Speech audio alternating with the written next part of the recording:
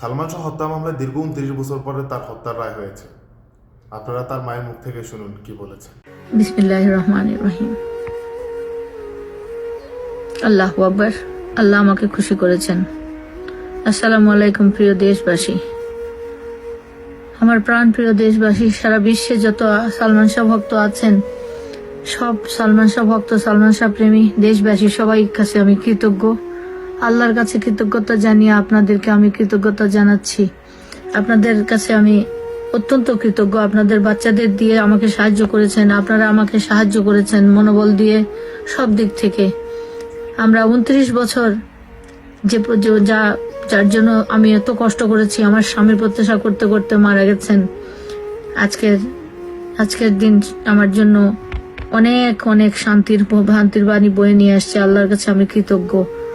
এর মাঝখানে কত আত্মীয় স্বজন অশান্তি পেয়ে পেয়ে চলে গেছে দুনিয়া থেকে। সবার আত্মার মাগফিরাত কামনা করি। গতকালকে আমার খালা মারা গেছেন, যিনি খুব কাঁদতেন সালমান শাহ মামলার জন্য, খুব দোয়া করতেন, তার খুব আদরের ছিল সালমান। কালকে মারা গেছেন রাত্রে। আজকে এখন দাফন হবে। আমি মানসিকভাবেও খুব দুর্বল হয়ে আছি এবং কি বলবো, আমার মনটা খুব অশান্ত। আজকের দিনের জন্য আমি আল্লাহু আকবার এই জন্য বলেছি, আল্লাহ আছেন, প্রমাণ হয়েছে।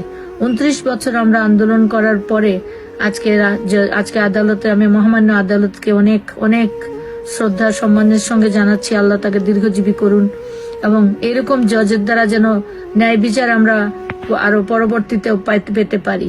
29টা বছর এরকম জজদের দুয়ারে দুয়ারে, আমার এখনো মনে আছে জজ কোর্টের বারান্দায় আমাকে নিয়ে টিটকারি মারা হয়েছে। জজ সাহেব আমার কাছ থেকে কথা শুনছেন সেই মুহূর্তে। পিপি আবু আবদুল্লাহ আমাকে নিয়ে যাতে কথা না বলতে পারেন, 5টা বেজে গেছে, 6টা বেজে গেছে, কোর্ট বন্ধ করতে বলে দিচ্ছেন। আবার অ্যাসিস্ট্যান্ট পিপি, যিনি ছিল হিন্দু একজন ভদ্রলোক, শাবনুরের ছবি দেখতেছে আমার পাশে। আমার কোর্ট চলছে, সেখানে তারা ছবি দেখতেছে। এরকম অনেক কিছু করা হয়েছে।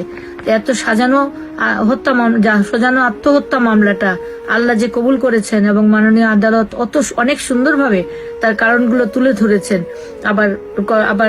আবার নির্দেশ দিয়েছেন যেটাকে হত্যা মামলা হিসাবে গ্রহণ করা হয় এবং সেটাকে যেন চালু করা হয় অনতি বিলম্বে। আমি দেশবাসীর কাছে আবারও কৃতজ্ঞতা জানাচ্ছি এবং আদালতের প্রতি সম্পূর্ণ শ্রদ্ধা রেখে আমি জানাচ্ছি, আমরা নিশ্চয়ই আবার আমরা বিচারটা পাবো। আমরা সালমান শাহকে পাবো না, কিন্তু তার উপরে যে অপবাদ আছে সেই অপবাদ থেকে দায় মুক্তি আমরা পাবো, সেটাই আমরা চাই। সালমান শাহ আত্মার মাগফিরাত কামনা করি এবং তার সঙ্গে যে বাচ্চাগুলো মারা গেছে তাদের আত্মারও মাগফিরাত কামনা করি। এবং সালমান শাহর একা বিচার আমি চাইনি। সালমান শাহ সহ যে 41টা প্রাণ আত্মহত্যা করেছে, সেই 41টা সহ 42টা এর বিচার চাই। আপনাকে আমি স্যালুট জানাই। আপনি দীর্ঘ 29টা বছর লড়াই করে গিয়েছেন আপনার সন্তানের জন্য।